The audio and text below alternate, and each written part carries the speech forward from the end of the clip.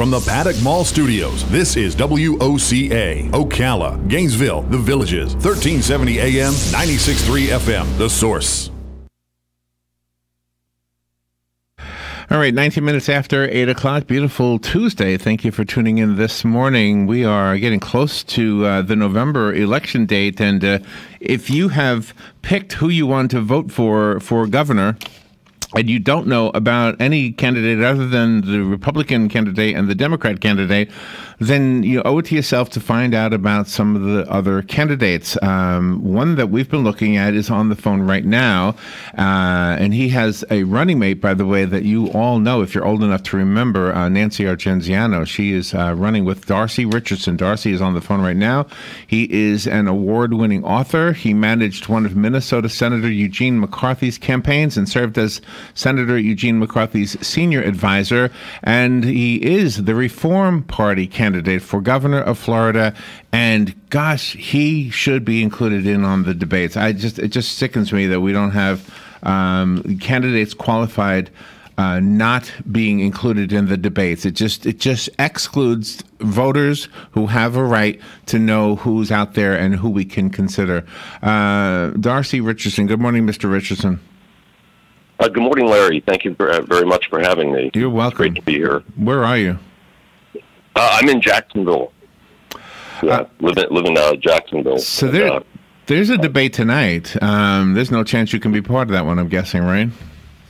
Right. What we're doing is we're trying to get into the Leadership Florida debate, which will be on October 24th in Broward County. And we've been pretty much excluded from all but one of the nearly dozen polls that have been conducted in this race. And the poll where we were purportedly included was released last week by the Florida Chamber of Commerce, and it showed us running at 2%. But that poll, we think, was more or less deeply flawed because the Chamber had already endorsed Ron DeSantis, the Republican candidate. So they can't really say that was an independent poll. So we're looking at taking some legal action. We believe that Leadership Florida has clearly failed to even live up to its own criteria, which was to base its decision about including candidates on listing all of the ballot qualified candidates. And every poll has just simply been Ron DeSantis and Andrew Gillum. So our name isn't even mentioned in the polls. Isn't that is so sickening? I mean, what do they think this is supposed to be about? It's supposed to be about us, the people, voting for somebody we think is the best possible candidate. The listenership of this radio station, that those who've been around long enough remember your running mate, Nancy Argenziano. Yeah.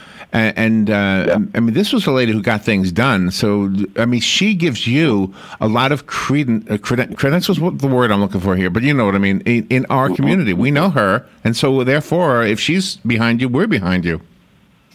Yeah, Nancy's great. I am so honored and humbled that she agreed to run on the Reform Party ticket with me.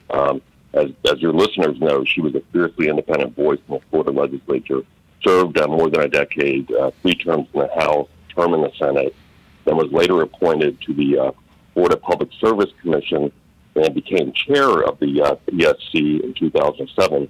And it's really her reputation both in the legislature and on the Public Service Commission as a fighter for consumers and taxpayers and standing up to the private utility companies with some of their ridiculous rate hike requests.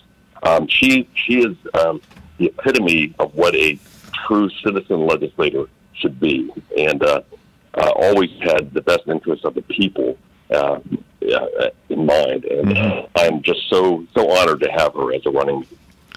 So I want to make sure the listeners get to know what you will do if you are elected. Let's hear what is important as far as you're concerned to Floridians. What is the feedback you get from Floridians, and what kind of things will you bring to the governor's office if you're elected that will meet those needs? Okay. Well, first of all, before I jump into the issues, Larry, I do like to point out to voters that I am the only candidate in the race between Gillum, DeSantis, and myself who has any private sector experience. I spent my entire life working in private industry in as a manufacturing manager. I worked in the steamship industry as an import manager. Worked in the financial services sector for 15 years for the Merrill Lynch Insurance Group in Jacksonville, where I managed hundreds of people and was really responsible for millions of dollars of trades every day. And so I distinguished myself from my major party rival, both of whom have spent their entire lives feeding at the public trough. Andrew Gillum, the Democratic nominee, was elected to the Tallahassee City Commission right out of college. I think he was 23 at the time. And that's where he's been ever since. Wow. And Ron DeSantis, graduated from law school, went to an Ivy League school, and he immediately went into the Navy, which was, great, was a JAG officer. But as soon as his Navy tour ended, he went right to work as a U.S. attorney. So neither of these guys has ever worked in the private sector, and I think that's so important for the next CEO of Florida to have that private industry experience. Right. Oh, my gosh, yes. And in a way, that explains why Gillum sees no problem at all with just slamming it to the corporations. Right. His proposal to raise the corporate income tax from 5.5% to 7.75%, which is a 40% increase. I'm not saying that it will drive existing businesses out of Florida, but it will make it almost virtually impossible to attract new businesses to Florida. We don't want to be a high corporate tax state like Pennsylvania, or we would actually be higher than New York, believe it or not, if this proposal ever made its way through the legislature. Wow. So, and it also explains why he is promising really a pie in the sky positions on pretty much everything. I mean, he wants to, and I do believe that Florida teachers should be compensated better than they are. I think we're 42nd in the country, but he wants to do an immediate $10,000 a year increase, which would be very burdensome to some of our poor and rural school districts. They can't afford that kind of increase. Mm-hmm. He wants a $50,000 starting salary for teachers. Again, there's a lot of counties that just would not be able to afford that. He wants a $15 minimum wage, which would drive a lot of mom and pop operations out of business. Okay, if I could interrupt you so that we can get you to tell us what you would do regarding teachers and education. Let's just talk about that one topic. What would you do to change it, if anything?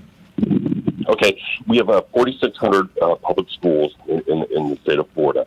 I am in favor of incrementally increasing teacher pay, but that's going to have to be done over an extended period of time. It's not something we can do overnight, like Andrew Gillum is promising. And that requires changing our budgeting priorities. Right now, education takes about 18% of our $88.7 billion annual budget. Mm-hmm. I would like to see that increase to maybe 20 or 21%. The biggest item in our budget, of course, is health, and we have an aging population, and that takes about 39% of our budget. That's sort of fixed. I mean, we can't, we don't want to reduce that. We really can't reduce that. So one of the things I'm talking about is maybe we reduce our prison population by not imprisoning so many nonviolent offenders, mm-hmm. Particularly those who, with drugs and things like that, and maybe we should focus on treatment rather than imprisonment, and that could save us a tremendous amount of money, and move some of those funds that are saved into education. Darcy Richardson is our guest. He's the Reform Party candidate for the office of governor for the state of Florida. He has filed a lawsuit to be included with the debates between Governor Rick Scott and not Governor Rick Scott, DeSantis and Gillum. Sorry, the two guys wanting to be the governor. Let me ask you to leave the listeners with some information so they can look you up. Obviously, we're pressed for time. So if you could just give us the information so we can learn more about you, maybe a website or something. Yeah, our website is Richardson, 2018.org. And you can also find our phone number there if any voters want to call the campaign. But we'd be happy to answer any questions your listeners might have. And we're also on Twitter. There's Darcy Richardson on Twitter. And you can follow the campaign that way as well. And we also have a Facebook page. Okay. Mr. Richardson, thank you for being on the air with us, and good luck. And I really hope that they include you in on the debates. It's just so crazy that you're not there. Thank you. Thank you, Darcy. Many thanks. Thanks, Larry. We'll be right back. Fox News Radio, I'm Chris Foster. The FBI has now questioned at least 4 people about sexual assault allegations against Supreme Court nominee Brett Kavanaugh. President Trump says agents should question anyone they want, but the Democrats will never be satisfied. They want to take a lot